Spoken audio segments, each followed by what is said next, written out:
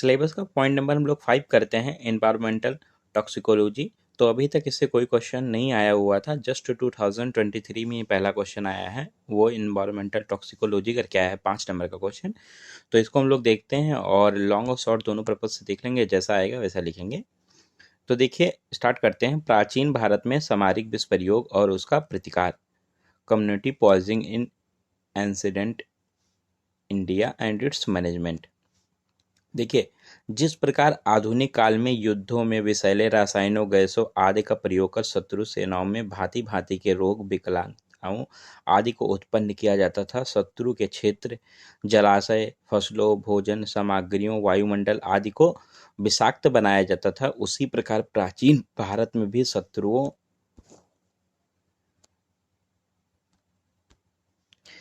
के वैयक्तिक एवं सामूहिक विनाश के लिए विष योगों का प्रयोग किया जाता है। तो देखिए जिस प्रकार आधुनिक काल में जो युद्ध होते हैं उसमें विषैले रसायन का, गैस का आदि का प्रयोग करके जो शत्रु की सेना होती है उसमें भांति भांति रोग उत्पन्न और विकलांगताएं उत्पन्न किए जाते हैं। तो शत्रु के क्षेत्र में जैसे कि उसका जलाशय हुआ, फसल हुआ, भोजन सामग्री हुआ, उसका वायुमंडल हुआ, वो सब में विषाक्त कर दिया जाता है। तो उसी प्रकार प्राचीन भारत में भी शत्रुओं के वैयक्तिक एवं सामूहिक विनाश के लिए विष योगों का प्रयोग किया जाता था। ठीक है,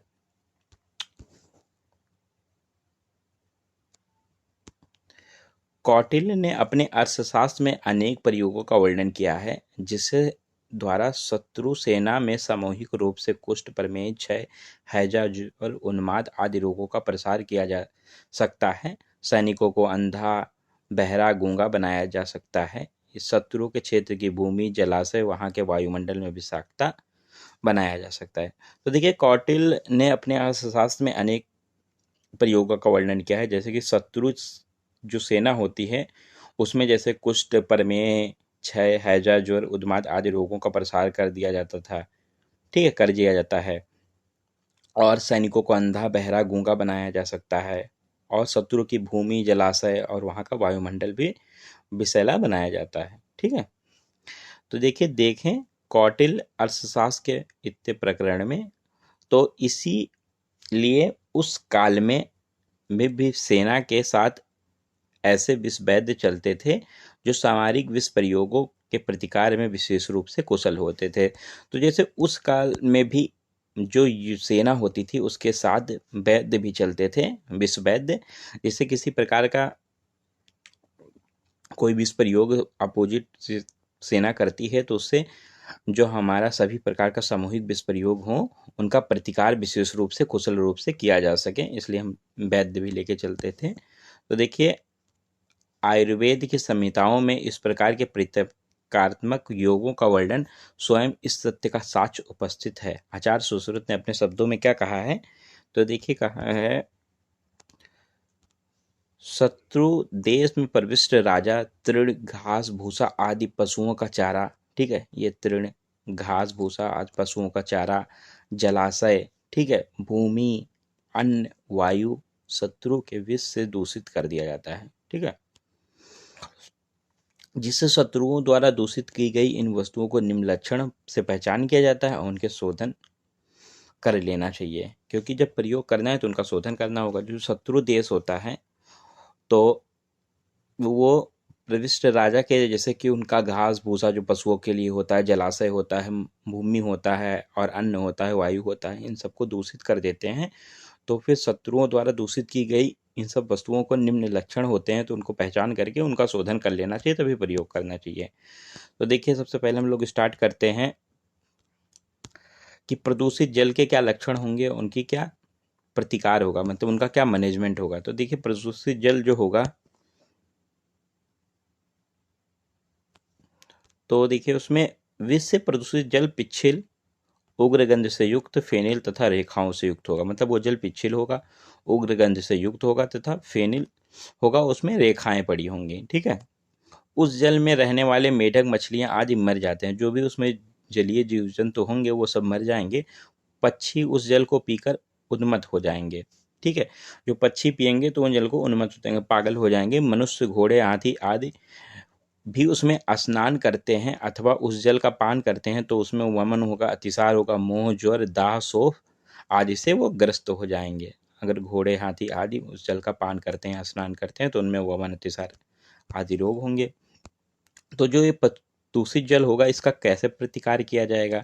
तो देखिए, प्रतिकार करने के लिए कुछ बताया गया, जैसे कि दौ हो गया, असुकड़ हो गया, असन हो गया, परिभद्र हो गया, पाटला हो गया, सिकदक हो गया, मोक्षक हो गया, आरगवद और सोमवलकल, इन सारी चीज़ों को जलाकर और इनको इनकी शीतल भस्म, फिर इनको शीतल करके इनका भस्म जो होगा उनको तालाब में डाल देना है, जो जलाशय है उसमें डाल देना है। ठीक है।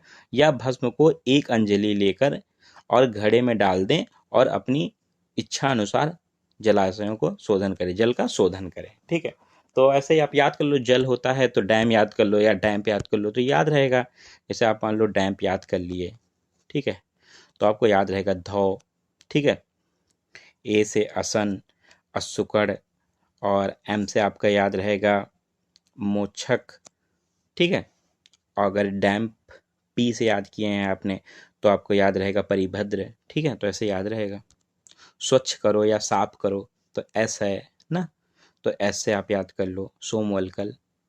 तो ऐसे आप याद कर लीजिएगा। बात करते हैं अब जो वहाँ का प्रदूषित तृण, अन्न आदि के लक्षण। जो वहाँ का तृण होगा वो प्रदूषित हो जाएगा या अन्न प्रदूषित हो जाएंगे तो उनमें क्या लक्षण होगा, उनका क्या मैनेजमेंट होगा। ठीक है। तो देखिए,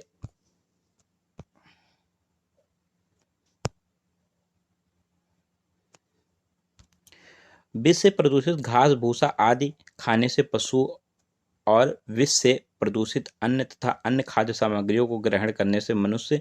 अगर विष से प्रदूषित घास या भूसा को आदि खाने से पशु में और विष से प्रदूषित अन्न या खाद्य सामग्री को ग्रहण करने से मनुष्य में क्या क्या होगा? तो देखिए, वमन होगा, अतिसार होगा। ठीक है। इन सब चीज़ों से पीड़ित हो जाएगा। उनके अंगों में शिथिलता एवं स्तब्धता आने लगेगी, संज्ञा का उनके विनाश होने लगता है और अंतः त्वग्ता, वो मृत्यु को ग्रास बन जाते हैं। मतलब लास्ट में वो क्या हो जाते हैं, मर ही जाते हैं, मृत्यु को प्राप्त हो जाते हैं। तो ये प्रदूषित तृण या अन्न है, इनको शोधन कैसे करेंगे? तो देखिए, विषनाशक अगध, मतलब विषनाशक अगध नाना प्रकार के मृदंग, नागड़े आदि का बांध यंत्रों पर लेप कर उन्हें बजाएं। शब्द अगध होता है ना, शब्दों से विष का नाश किया जाता है। तो ये मृदंग हुआ, नगाड़े हुआ आदि जो वाद्य यंत्र हैं, इन पे लेप करना है। अगर जो विषनाशक अगध होते हैं इनको बजाना है, या चांदी, पारा, सोना या सारीवा का, ठीक है, संभाग लेकर इन सबको बराबर कुरीविंद लेकर और इन सबको कपिल वड़ की, ठीक है, काली गाय होनी चाहिए, गाय के पित्त में मिलाकर और फिर बाजों पर जो बजाना है उन बाजों पर लेप कर लेना है, फिर उनको बजाना है। ठीक। और जो भी वाद्य यंत्र होते हैं उनके तीव्र निनाद से घोर विष का प्रभावहीन एवं नष्ट हो जाता है। तो ये शब्द अगध है, शब्दों से विष का कैसे नाश किया जाता है। अब देखिए, प्रदूषित भूमि के लक्षण और उनका परित्याग। जो भूमि प्रदूषित हो गई उसमें क्या क्या लक्षण होंगे और उनका कैसे मैनेजमेंट किया जाएगा? तो देखिए, प्रदूषित भूमि के पहले लक्षण जान लेते हैं। तो देखिए, प्रदूषित भूमि, विष से दूषित भूमि प्रदेश जो होगी, शिलातल होगी, घाट, मैदान आदि जो होंगे, संपर्क में आने पर जो गाय या बैल, हाथी, घोड़े, गधे आदि पशुओं तथा मनुष्यों में जो अंग संपर्क में आते हैं वे सोत एवं दाह युक्त हो जाते हैं, वहाँ में रोम और नख गिर जाते हैं। जैसे एग्जाम्पल, वहाँ पे कोई भूमि या है या शिलातल है या घाट है या मैदान है, वो क्या हो गई, विष से प्रदूषित हो गए। तो उसके संपर्क में कोई गाय, बैल, हाथी, घोड़ा आता है या कोई मनुष्य आता है तो उसके जो अंग संपर्क में आएंगे वहाँ पे सोत एवं दाह हो जाएगा और तथा वहाँ के रोम और नख गिर जाते हैं। ठीक है। अब देखिए, ये प्रदूषित जो भूमि है इसका कैसे शोधन किया जाएगा? तो देखिए, सारीवा को एला आदि गढ़ की औषधियों के साथ सुरा और पीस कर दूध एवं काली मिट्टी का या वल्मीक की मिट्टी के साथ मिलाकर प्रदूषित भूमि का छिड़काव करना है। प्रदूषित, ठीक है, भूमि पर इसको छिड़काव कर देना। सारीवा को एला आदि गढ़ की औषधियों के साथ सुरा और पीस कर आराम से दूध तथा काली मिट्टी या वल्मीक मिट्टी के साथ मिलाना है और फिर जिस भूमि पे विषयुक्त है उसे छिड़काव कर देना है। या प्रदूषित अंग का उपचार, मान लो कोई अंग जो प्रदूषित हो गया, हाथ या पैर जो भी लग गया है, ठीक है। तो उक्त औषधियाँ जो ऊपर बताई गई हैं उसी औषधियों को प्रदूषित अंगों पर छिड़काव करना है या वाय विटंग पाठा कटभी अपरिचिता द्रव्यों के कषाय का परिसेक करना है।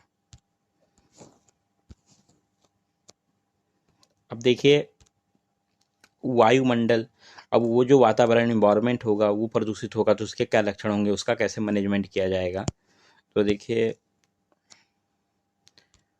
धूम अथवा वायु में विषाक्त हो तो उसमें सांस लेने वाले पक्षी श्रांस होकर पृथ्वी पर गिर जाते हैं। तो जैसे जो धूम होगा या वहाँ वायु होगा वो विषयुक्त हो जाएगी तो वहाँ सांस लेने वाले जो पक्षी होंगे वो जमीन पर गिर जाएंगे। मनुष्यों में इसमें कास हो जाएगा, प्रतिसाय हो जाएगा, शिरोवेदना, तीव्र नेत्र रोग हो जाते हैं। ये मनुष्यों के लक्षण होते हैं। ठीक है।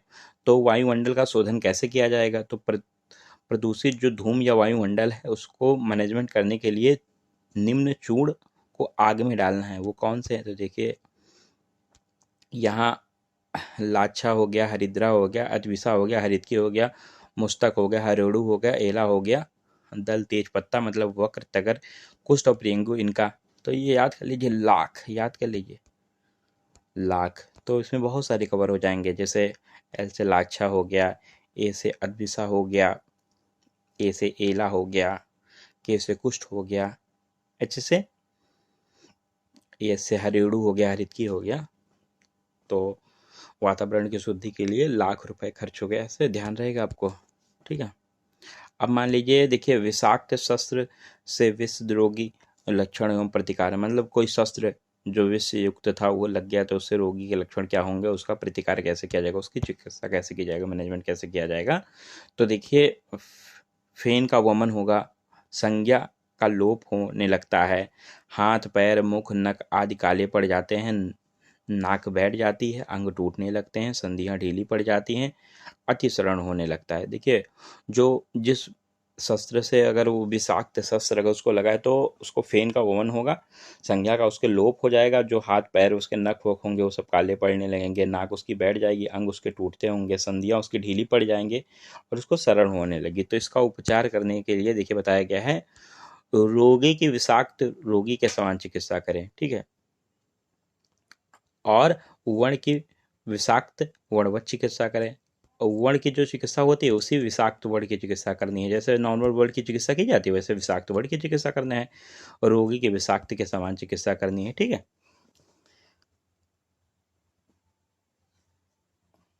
तो हम लोगों का कंप्लीट हो गया है और हम लोगों ने इसमें इंट्रोडक्शन ऑफ एनवायरमेंटल टैक्सोलॉजी देख लिया और उसका इफेक्ट क्या होगा और उसको मैनेज कैसे करेंगे। ठीक है। तो अभी हम लोग 15 नंबर का पूरा क्वेश्चन देख लिए हैं। अभी तक जो आया है 5 नंबर का आया है। अगर 5 में आता है तो हम लोग कर लेंगे और 15 में आता है तो भी कर लेंगे। ठीक है। इसलिए मैंने इसको पूरा करवा दिया कि 5 नंबर में आ गया है तो 15 में भी आ सकता है। अभी तक पहला ही क्वेश्चन था जो आया है 5 में। तो हम लोग को कंप्लीट हो गया। अब सिलेबस का पॉइंट नंबर 6 करते हैं।